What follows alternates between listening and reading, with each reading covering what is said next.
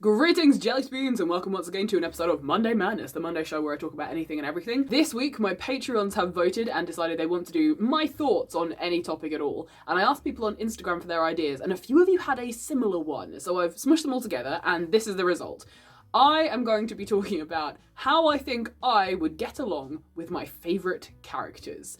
And just to keep the chaos coming, I have put the names of some of my favourite characters into a jar. And what I'm going to do for this video today is I'm going to pull the names out at random, and then I'm going to describe what I think would happen upon me first meeting this character, what kind of things we get up to, and then I will pull another character out of the jar, and I will include them into the little scenario and see how things pan out. Would the characters get along with each other? Would I be able to get along with both of them at the same time? Would I have to pick a side? That kind of thing. So there's at least one character in here which could go, interestingly wrong. We'll see when he comes out. So this is going to be quite fun, a little bit like my improvised story videos, which I know you guys really enjoy. If you'd like to see me do that again, let me know in the comments down below, any ideas and themes you'd like me to use for those. But also you guys can hear a little bit about some of my favourite characters. Now, not all of them are in here because I don't want this video to just go on and on for hours. I have put in a few of my favourite characters, including some of the obvious ones that you guys will no doubt know about.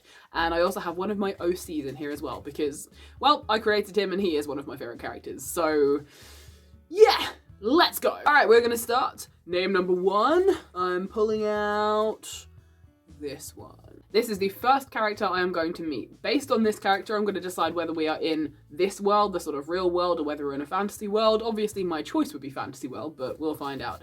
So, who is it? Who is the first character on the list? It is Mollymawk Tea Leaf. Is that Molly? Ah, what a great character to start with. So, if you guys did not remember, which I'm sure most of you do, Mollymawk Tea Leaf, one of my favourite characters in the entire world. In fact, one of the big reasons that I got into cosplay in the first place. I have cosplayed this guy so many times, and I am still working on my Molly 4.0 version of the coat. It is, I say nearly done.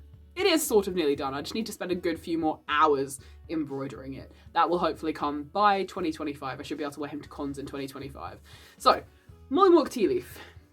I think I've decided it's going to be a fantasy world, so how would this meeting go? Now, in an ideal world, which I suppose I could choose to go with because, hey, this video is up to me. In an ideal world, I would meet Mollymawk when he is still in the circus and I am still in the circus. Oh yeah, for anyone who does not know, hi, I'm Moku. I used to work in the circus. That's why I'm always perpetually covered in glitter and love performing. So I'm working in a fantasy circus. We are traveling around. Perhaps I am a newcomer. Perhaps I am just joining Molly's circus, the Fletching and Moondrop Traveling Carnival of Curiosities. Or perhaps I'm one of the people who's been working there a long time and then we find Molly and I meet him in his whole empty phase. I think I'm going to lean towards meeting Molly when he's in his full Molly mode, when he's not in empty mode. So I will then be the newcomer. So I am going to join the Fletching and Moondrop Traveling Carnival of Curiosities. Maybe we meet up. Maybe we're both performing at the same festival, something like that, you know, the fantasy equivalent of Download.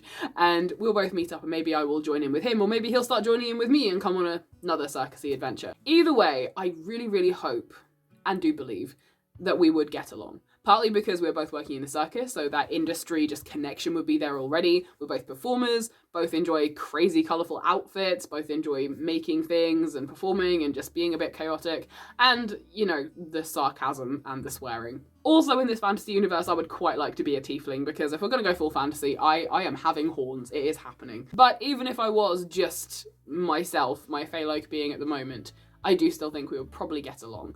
I don't know if I would get along with him as well as the members of the Mighty Nine get along with him and all the friends that he has made, particularly Yasha. I definitely do not think I would get along and be a better friend to Molly than Yasha would be. However, I do think that we would have banter with each other and the closeness would grow. So I do wholeheartedly believe and hope that me and Molly would get along together. And he would probably find it hilarious if he found out that I'd been cosplaying him and dressing up as him, and in fact, would probably want to do a double act with that. So I would do body paint and dress up as him. If I was a tiefling in this world, I would have the horns. If I wasn't, I would put my maid horns on, fully cosplay Molly, probably swap outfits, that kind of thing. I think that could be hilarious, and I think he'll be both flattered, entertained, and completely baffled by the idea. But nonetheless, I do think we would managed to get along, and I hope I'm not tooting my own horn to say that. What do you think? Do you think Mollymawk Tea Leaf would like me?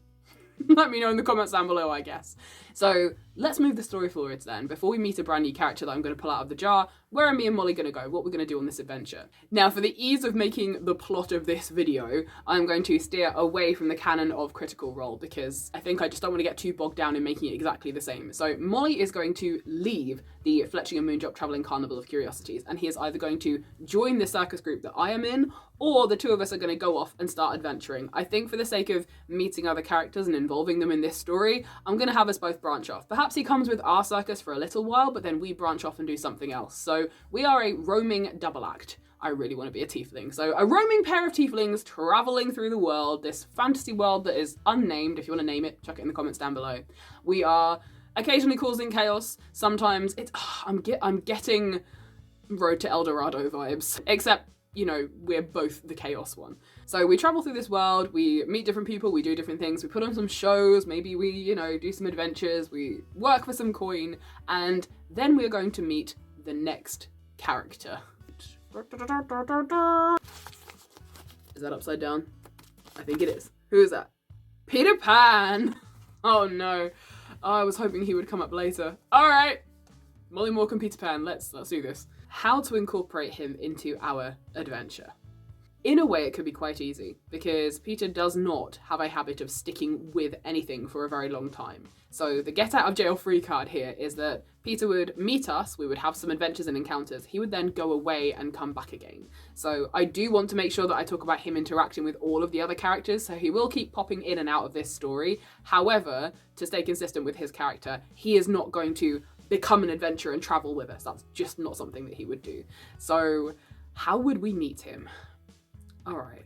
I'm sort of leaning towards mermaids. Peter at one point accompanied an entire shoal of mermaids from the Neverland part way as they went to go and migrate somewhere else. I do like the idea that he has kept the mermaids company for a little bit, got kind of bored of that, gone off to do something else, and before returning back to the Neverland, he bumped into us and an adventure ensued. So somehow me and Molly, maybe we're sitting on a cliffside, maybe we're looking at mermaids, maybe we are trying to spot them, catch some of their scales, that kind of thing. Somehow we are trying to, I'm gonna say we're trying to catch a glimpse of a mermaid and maybe find some of the scales that they leave behind in the water. And we know that this is a popular migration route, so we're waiting for a shoal of them to come past. And then we're gonna find some scales, which we're either gonna keep, maybe we're gonna attach it to our armor and our costumes, maybe we're gonna sell them, that kind of thing. So we are looking for mermaid scales. So we're there waiting, and with these mermaids comes this flying, small, leaf-clad child.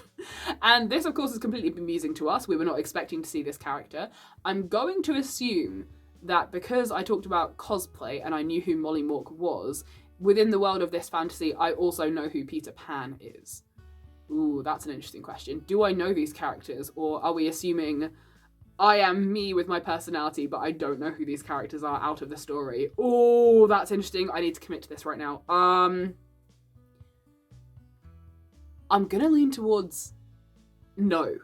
Okay, we're going to do it completely fairly. I have no metagame knowledge of these characters. I do not know Critical Role, I don't know J.M. Barrie's work. I am in the fantasy world, living this fantasy world, and I am meeting these fantasy characters. Alright, so we meet Peter Pan. I have no idea who he is. We have never met him before. He is not a book, he's not anything in this world. We have not heard of him, we don't know who he is. He is a flying child. Now, we would both be, we're tieflings at this point. So Peter doesn't necessarily immediately distrust us, because while we are adult tieflings, I am an adult in this, Molly Mork is an adult, well, Molly's like, 2, but still, Peter would not immediately distrust us because we are not human adults. We are creatures, we're fantasy creatures. Like the mermaids, he has no problem with the mermaids, even though, there are adult mermaids, it's human adults. Those are the ones he doesn't particularly trust. So I think we wouldn't have to immediately fight him necessarily. However, if he thought that we were doing something unfair towards the mermaids in the ways that we were trying to catch the scales and things like that, then he would have a problem.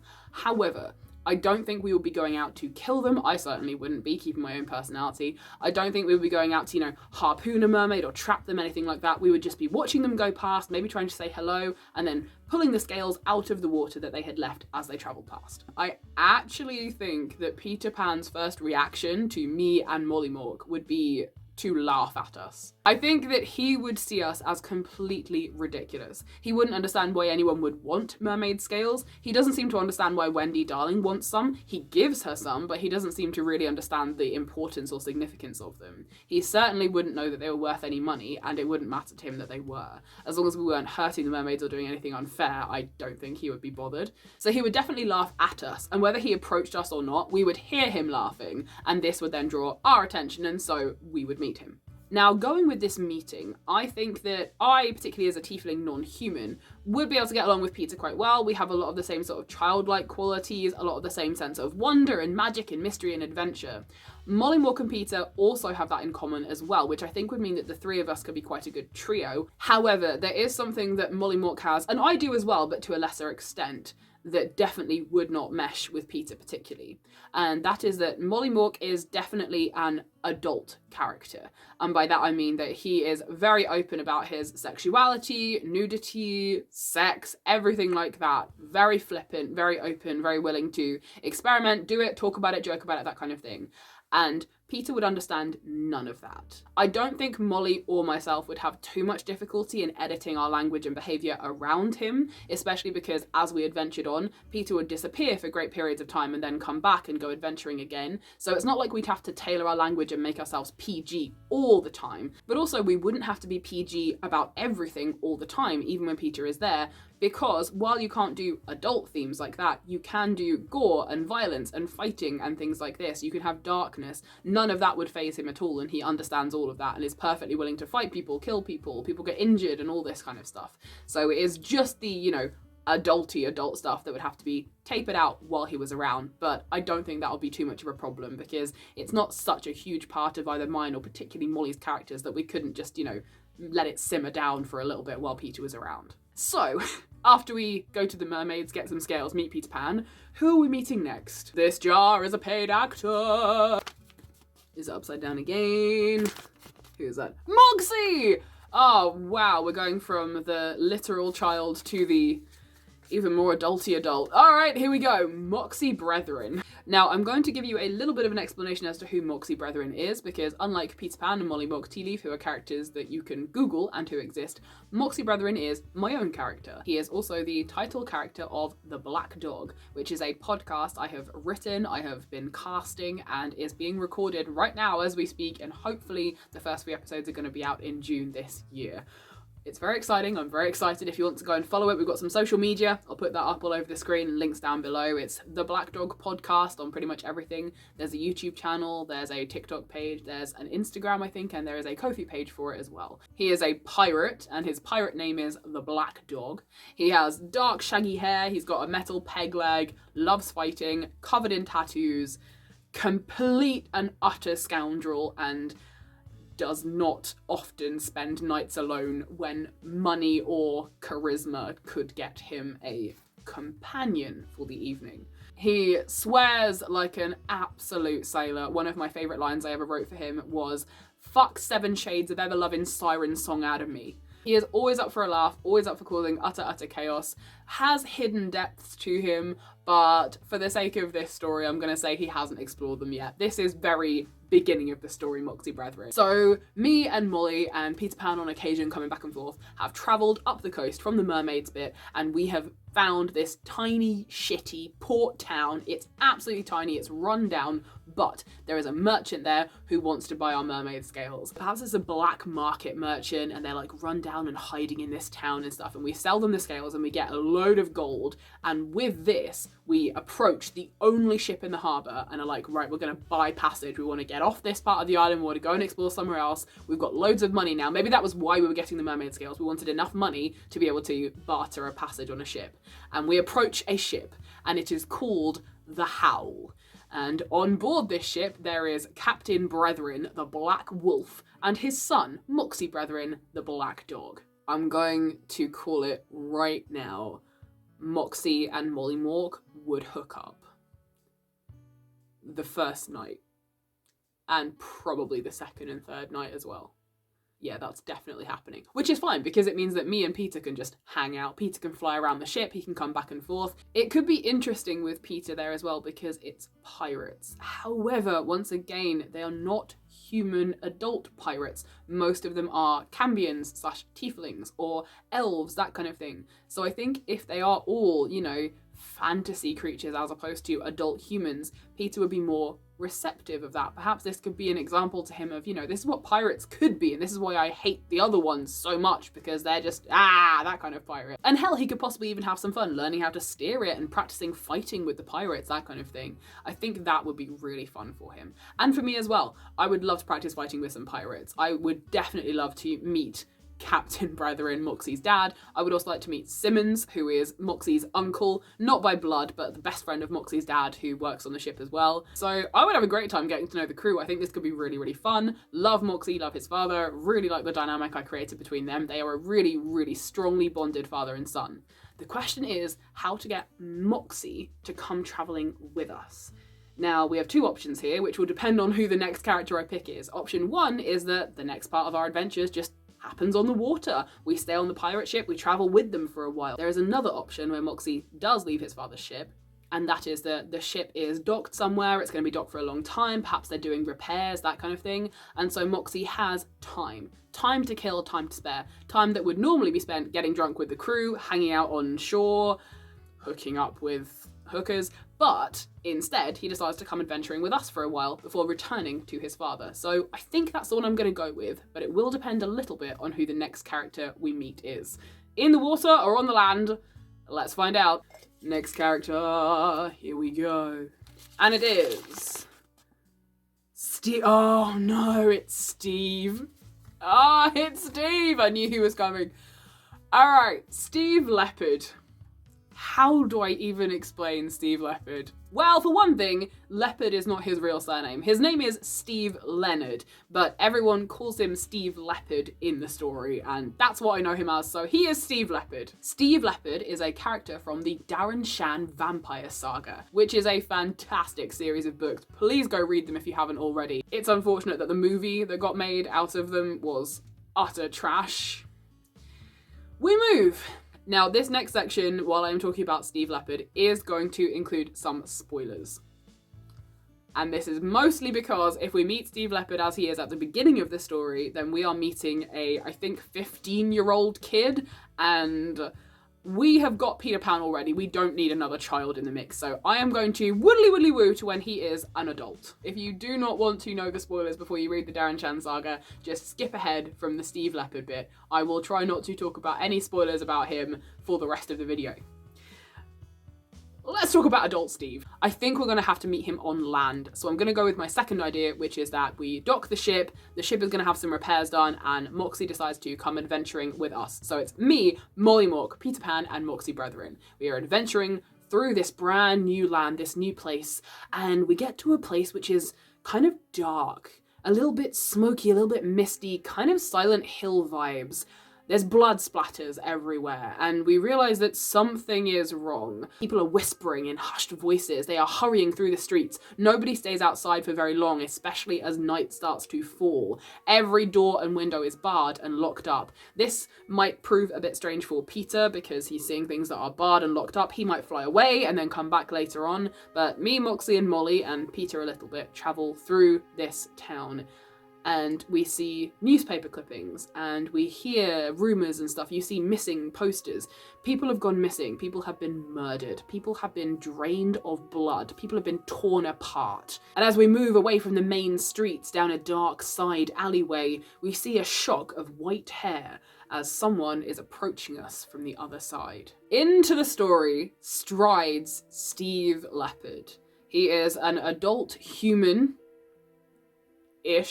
male with a shock of white hair, and he is tired and haggard. He looks like he has been through the wars. He has scars and scratches. He has some burn marks and things like this. He's wearing dark clothes. He is trying not to be seen. He maybe has his hood up and we can only catch a little bit of his pale hair. As he moves towards us, we catch a glimpse of perhaps slightly sharp teeth.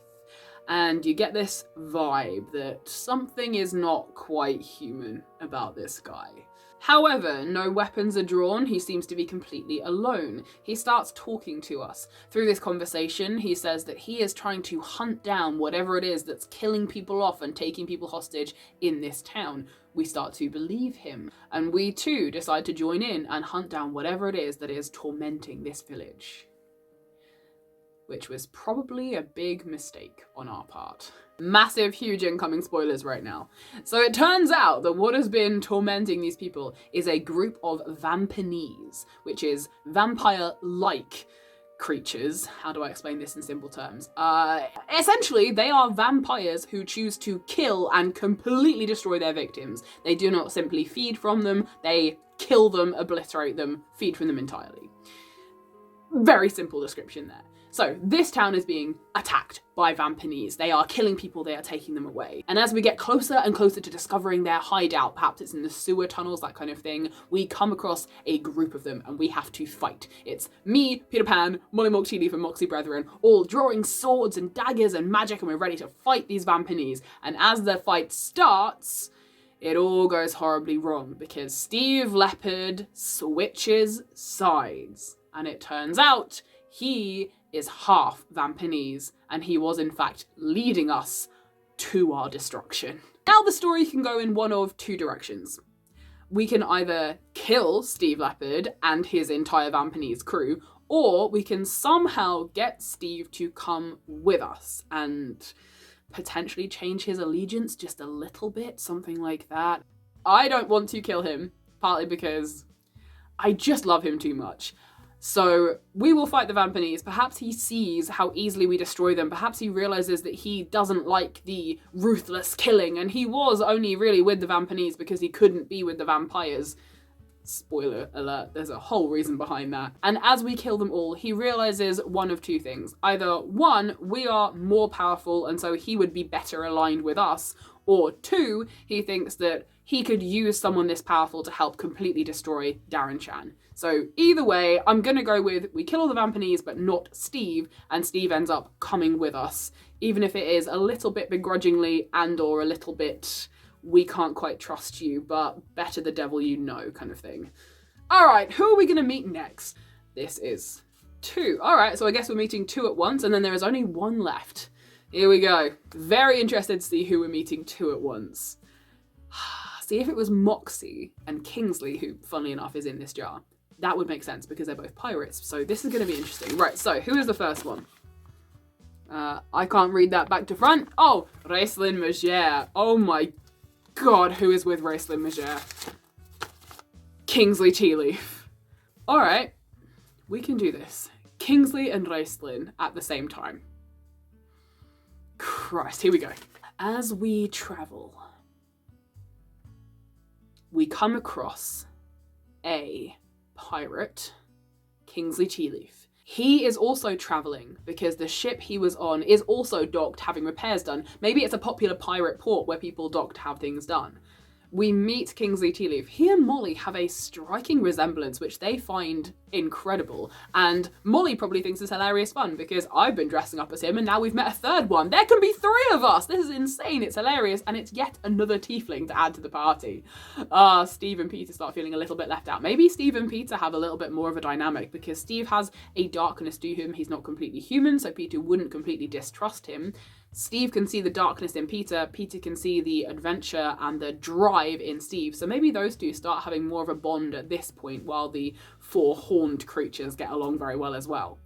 So Kingsley is adventuring and travelling, and Kingsley is looking for his boat in a box. He has mislaid it somewhere or someone has stolen it from him and he's really pissed about this. He had it while he was adventuring but now it is gone. And he knows that it's missing because he has something else in its place, which he picked up thinking it was his boat in a box. So someone has either swapped it or he's picked up the wrong thing and needs to find his boat in a box. But what has he picked up instead then? And how does this mean that we're going to meet Racelyn Megere?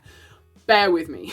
So Kingsley has picked up what he thought was his boat in a box. So it's a little box, a little sort of metal, I'm going to go with a metal sort of compass style box, where if you click something open, the lid opens and normally it explodes into a boat, a mini boat that you can put on the water and jump into, a bit like a lifeboat but a lot bigger. However, this box he cannot open. It has runes and inscriptions on it, writing he cannot read, and it is definitely not his boat in the box. It's a very similar size though, and as we all look at it, perhaps Steve can read this script, or maybe even Moxie, because wait, no, it's too early in Moxie's story. He won't be able to read it just yet, so we're gonna go with Steve. Peter can't read, so he's out completely. Molly also can't read, so he's out. And I'm not giving myself Mary Sue powers here, so we're gonna go with Steve Leopard. So he is a good addition to the team. He can read it. It is dark, deep, sort of abyssal style ancient deity text. Not completely Moxie Brethren speech, don't panic about that. And as he is reading it, he reads the inscription out loud and it starts to glow and it pulses with a red light. And one of the words that he says in the language translated is Takesis and open the gate. And poof, the thing opens, explodes in a big red light, and a portal shimmers in front of us. And through this portal, we can see a dark, desolate world, which is flames and nothingness and dark and dark and dark. And as we look sort of poof through the smoke, like, whoa, what is this? Do we go through? Do we go in? Thankfully, we stop ourselves before we go inside because we see a person sitting crouched on the floor, holding their head, looking as if they've probably been crying and screaming for hundreds of years.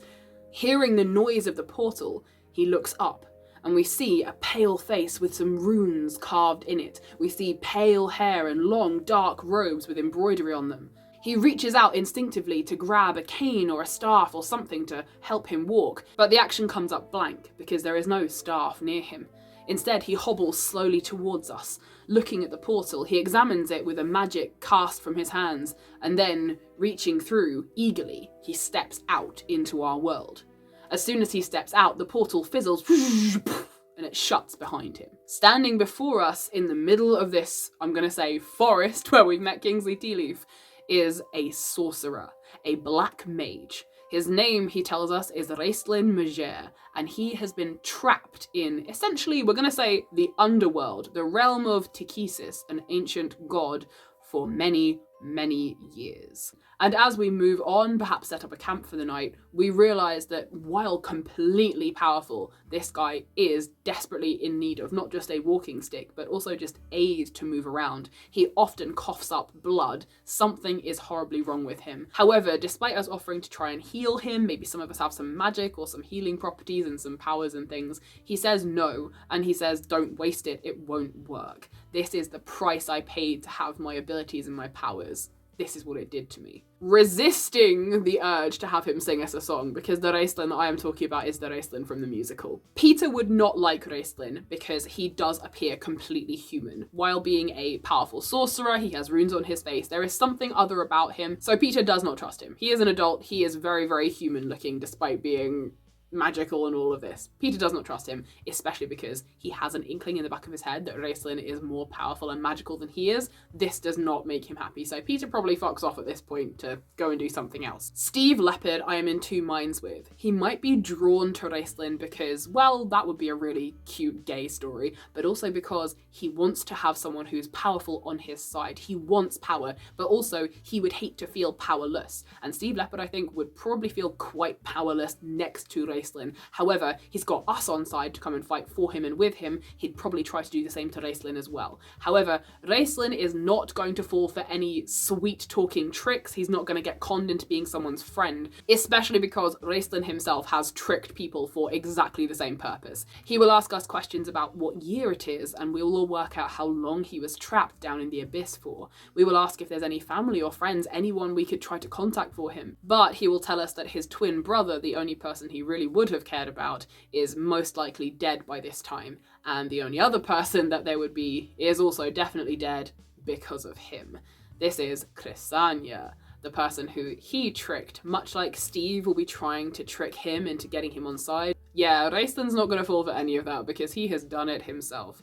Steve will learn this the hard way and have to come up with a new tactic. He will work out that if he is going to get Raistlin on side, he will have to essentially act as apprentice, as servant, subservient to Raistlin. Raistlin will possibly allow this to happen because having someone who holds him up while he's walking, helps him out when he's coughing up blood, goes to fetch a big stick for him so that he can walk by himself, that is valuable to him. So while he almost definitely sees through what Steve Leopard would probably be trying to do, he will allow it to happen and allow Steve to believe that he is none the wiser because, well, it's helpful and he needs it. Meanwhile, Peter Pan will be coming back and forth because it's now getting very grown up around here and there's a lot of dark stuff that he's not quite sure about, and he wants to go off and have other adventures as well. He's been with us for a long time, he's definitely getting itchy feet, so he'll fly off and come back again. And also because Steve has moved his attention away from Peter and onto Raistlin, Peter won't like this as much. Raistlin, I think, will slowly open up to us. He'll be quite bitter and upset at this point. He has spent many, many years down in the abyss, so he is very closed off. All of the wounds he learned to open over the course of the musical will have completely closed again. However, he will admit little bits over time about how he thought of Chrysania and he wished he could have made things right with his brother, that kind of thing. He is still a very, very powerful sorcerer though, so we'll be a little bit wary of him. He is definitely a dark mage. To go back to Kingsley for just a second before we meet the final character and finish off this story, Mollymook and Kingsley will be having the best time. They will already be calling themselves brothers. Kingsley might have the surname Tea Leaf, or he might not for the purposes of this narrative. He might have just had it by accident, but he is also, I'm going to say at this point, hell, spoiler alert for the end of Critical Role Campaign 2. Kingsley is the Plank King at this point. Molly will find this fantastic, perhaps he's heard of the Plank King, and Kingsley will agree that they will be brothers. They are officially going to be brothers now. He will declare it to anyone, and so Molly now has an allegiance with the Plank King. They are getting along very, very well. I like to think I get along with Kingsley for very similar reasons to how I get along with Molly and Moxie. Moxie and Kingsley, firm friends. Kingsley is already talking about how I've heard of the Black Dog, I've heard of the Black Wolf, I've always wanted to meet you guys. Hell yes, come and join my crew. We can sail together for a bit, you know, 2 ships. Don't just ship hop and come and stay with me. But he's also said if you ever want to, you know, leave your father's ship for a bit, come sail with me. You can always go back, come back and forth. So the pirates and the brothers, they're all bonding. I like to think I'm vaguely bonding with some of these people. And we carry on adventuring through this forest until we meet the final character. I can't remember who else I put in this, so I'm gonna find out with you guys who is the last character we're gonna meet. Part of me is thinking Pinkie Pie, but I don't think I put her in this. All right, final character. There is nothing left in the jar. Who is it? Do, do, do, do, do, do, do. How could I have forgotten? Sirius Black. We leave the forest and we come to a large city. We decide we don't want to go in. Raistlin is very untrusting of big cities. He doesn't want to meet anyone who might recognize him. He wants to hide. He has his hood up. He does not want to go into this big city. Moxie Brethren also doesn't want to go into the big city because that is where a lot of the lawmakers are. That's where a lot of the police and the soldiers will be, and they will recognize him as a pirate. And while he has every faith he can escape from them, he doesn't want them to know where the pirate port is, and he doesn't want to lead them accidentally back to his father. He wants to avoid this as well. As we are crossing one of the main streets which leads out of this city, heading away from it, we hear running, panicked feet, bare feet on gravel, slipping and sliding. We hear sniffing, we hear someone wiping their nose, drips of blood, someone panicked, sprinting away from this city. As we all turn, looking towards the lights of the city, down this path to see who it is who's coming towards us, we see a teenage boy. He looks human, but we can tell there's a sense of magic about him. He is definitely some sort of wizard, magic user, sorcerer, that kind of thing. And he is sprinting, hauling ass away from this city. It looks like he's still half in his pajamas. He's pulled some robes over his shoulders. He has nothing with him except the wand in his hand. You can see blood seeping down the back of his legs. There is some on his arms, some on his face. It looks like he has been attacked, and it was by magic. So of course this ragtag bunch immediately offers to take in this teenage child. We ask them, what is wrong? What is happening? Are you okay? Are you running from someone? All we get out of this kid is, away, I need to get away, take me away, I need to go away, I need to leave, I need to leave, I need to leave. And he talks about how he doesn't know how to apparate yet. None of us really know what apparating means, but he said, I don't know how to apparate yet. I tried to get away, but I had to run. I tried to apparate, I tried to read it in a book, but I couldn't do it. I'm not old enough, I can't work out how to do the magic, I needed to run. We ask who hurt him, and he says that it was his parents. We ask if they're coming after him, and he says, I don't know if they care enough to chase me. We are traveling away from this city anyway, none of us have any intention of going inside, so of course we take him along with us. We keep traveling late into the night, set up a campsite miles away from this city, and that's where we get the full story. This teenage boy is Sirius Black. He is running from his parents because they do not approve of many of the decisions he has made in his life, including, for some reason, the house he got sorted into in his fancy wizard school. We also learn that he is, in fact, a magic user. He is a wizard. His wand is a magic wand, and he uses it to cast spells. He is a magical being. We patch up as best we can the wounds inflicted upon him, and we learn that he had spells cast on him to hurt and injure him by his own parents. I think Moxie Brethren would be hit very hard by seeing this because his knowledge of family comes from his father and his Uncle Sims growing up on the ship with his crew. And at this point, because it's early Moxie Brethren, he has no examples of a bad family. The only example he has is his own. And so hearing that a parent would willingly and deliberately not just shout at and be angry with their child, but actually inflict physical pain on them, that is shocking to him. So I think that Moxie and Sirius would really latch onto each other, and Moxie would become a big brother to Sirius. Sirius would also enjoy the fact that Moxie's pirate name is the Black Dog. He has been learning how to become an animagus, and he knows that his form is a black dog, but he can't completely hold it yet. You know, he hasn't finished learning that yet. That's happening later on. So those two will definitely bond over that. Steve might attach to him a little bit as well, because there is something in him that yearns for the brother that he is so angry with. And Raistlin as well, knowing how it feels to have family who betray you and knowing all of this stuff about causing pain and inflicting it on others, I just feel like something would ignite in him that would want to protect Sirius. So I feel like those three would definitely form a close bond. Mollymauk and Kingsley as well, I think would get along with Sirius very, very well. They wouldn't necessarily fall into the pseudo-brothership because they've already got each other, and he already has that with Raistlin, Steve, and Moxie. He doesn't need any extra brothers, although we'd probably all call each other brothers, to be fair, at this point. Brothers in arms, etc, etc, chosen family, this kind of stuff. But they would get along with Sirius because I think their senses of humour is very, very similar. I think they would all be very quippy, very sarcastic. I could probably join in with that a little bit, and they would enjoy learning about the different types of magic as well. So Raistlin has his, you know, essentially warlock pact sorcerer magic. Sirius has his using a wand magic, wizard boy school magic. Steve has some Vampanese tricks. The rest of us, Molly has a little bit, Kingsley, all different kinds of magic. It's very interesting to all of us, and we could learn about that as we went. And that brings us to the end of this story. I kind of don't want to wrap it up. I want to leave it open for adventures. What do you think is going to happen? Do you think Steve Leopard, whether you have read the story of Darren Shan or not, do you think he would lead us in a crusade against Darren Shan? Do you think he would win? Do you think that getting to know Raistlin, the rest of us, and especially Sirius, do you think that that might soften him a little bit, and over time it might actually make him a better and happier and more good person? What kind of adventures do you think would happen with Peter and Sirius? I think they could bond the most out of all of us, because Sirius would find Peter fascinating. Peter would trust Sirius because he is not a full-grown adult yet. And also the fact that he can use magic and transform into a dog and do all these different things, but he can't fly without a broomstick, that will make Peter very, very happy. So I think between them they could have a good camaraderie as well. And even though Sirius would grow up into an adult, if you had that camaraderie to begin with, you might be okay and Peter wouldn't necessarily immediately distrust you as soon as you aged.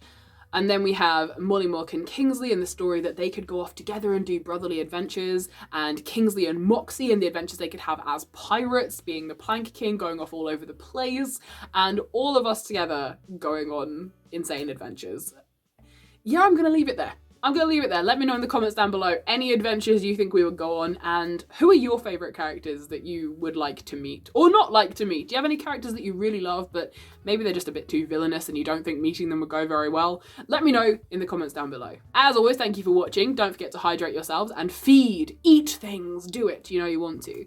That thing you've been working on, I reckon you could go back to it now. I think it's about time. And if you would like to support me in any wonderful ways, I have a Ko-fi and a Patreon for my Maukus Noise Maukusnoise content. That's my cosplay, my Patreon. You can support me monthly and you can vote in polls, see things I'm doing behind the scenes before everybody else gets to see them. On my Ko-fi page, I sell things. There's some digital bits and pieces, some jewelry, some commissions. If you'd like an in-person character message from, I'm thinking I'm going to add Hermes, I really, really am. But you've also got Molly Mork, Kingsley, Lucian, Peter Pan, Puck from A Midsummer Night's Dream, things like that. So check out my Ko-fi page for all of that. There is also a Peter Pan Lore Patreon page that you can go and support as well. Don't forget to follow the YouTube channel, Peter Pan Lore as well, and on the TikTok if you're not following that too. There is also, finally, the Black Dog Podcast Ko-fi page as well. I will leave as many links for those in the doobly-doo down below as I possibly can in the many different ways you can support me, whether it's just my cosplaying and my chaos, whether it's the Peter Pan Lore you want to support, whether it's the Black Dog Podcast you want to support, or all of the above. You can do that. And I appreciate everyone who has done so far. Alright, my wonderful Jellyspoons, that brings us to the end of this week's episode of Monday Madness. If you have any requests for things you'd like me to do in the next couple of weeks, let me know those in the comments down below as well. Alright, hydrate, as I said. Goodbye.